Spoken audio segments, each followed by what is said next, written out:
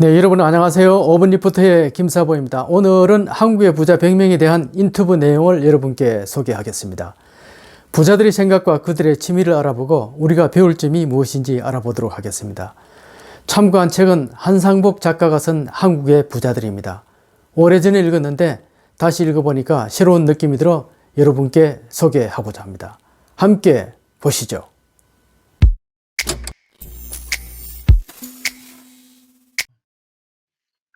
이 한국에서 이제 부자의 기준은 과연 어떨까요? 여러분, 부자의 기준이 어떻게 된다고 생각하십니까?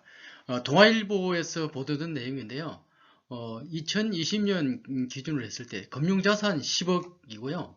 전체 자산이 한 70억을 됐을 때 이제 부자라고 이렇게 평가를 한다고 그러죠. 전체 국민 한 0.63%, 한 35만 4천 명이 여기에 해당된다는 것이죠. 자, 부자의 특징은 과연 어떤 것이 있을까요? 부자를 인터뷰를 쭉 해봐서요. 100명의 알부자를. 그 첫 번째가 이게 성실성이라는 거죠.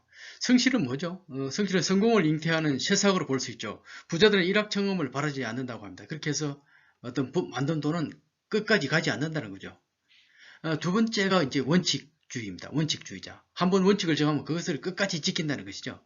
원칙을 지킨다는 것을 습관화했기 때문에 어떤 목표에 쉽게 빨리 도달할 수 있다는 생각을 하고 있죠. 그래서 많은 사람들이 원칙을 정하지만 작심삼일 있는 사람 많죠, 그죠? 그러나 부자들은 평생의 신조를 잡는다는 거죠. 그 차이가 결국 인생의 차이고 부자를 결정한다는 것이죠. 세 번째가 뭐냐? 이제 인적 네트워크입니다. 인적 네트워크.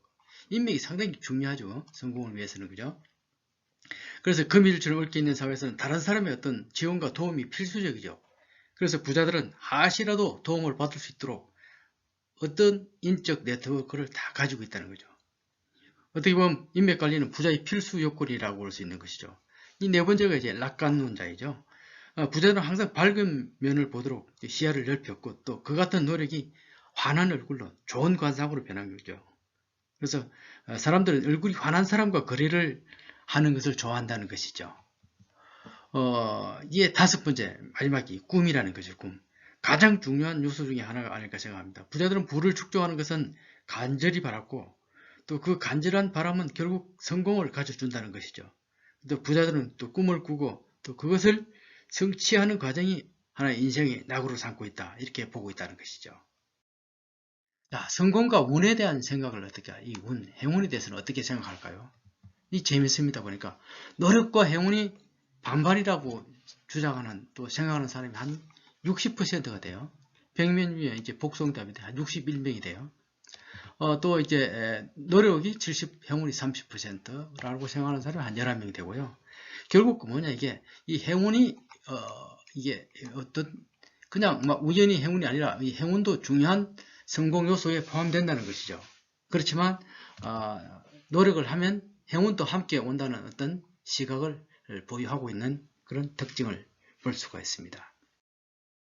자, 오늘의 주제죠. 부자들의 취미 1위는 과연 뭘까요? 골프일까요? 여행? 독서? 등산? 여러분 어느 거라고 생각합니까?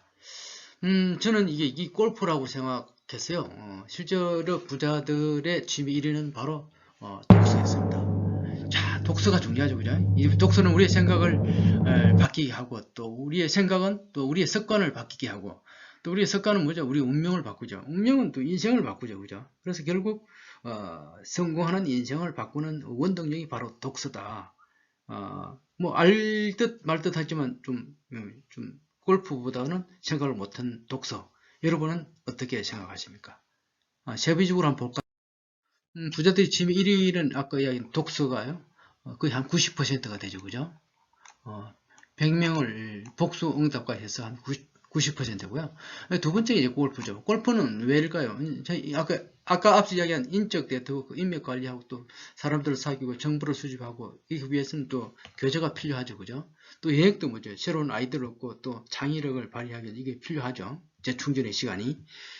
그 다음 등산도 마찬가지. 이 등산하면서 사고를 부상하고 또 함께하는 사람들과 또 정상에 올라서 또 미래를 보고 꿈을 보는 그 원대한 포부를 가질 수 있죠. 또 바둑이나 에어폼 수집도 한 30% 됐고요. 또 영화 음악 감상도 15에서 13% 정도 되네요. 그래서 뭐 부자들의 취미라서 특별한 게 없죠. 여러분도 다 할 수 있는 게 있죠. 뭐 독서도 할 수 있고 여행, 뭐 등산, 뭐 파도, 이 영화 음악 이렇게 다 할 수 있잖아요. 그죠? 그럼 중요한 것은 독서이다.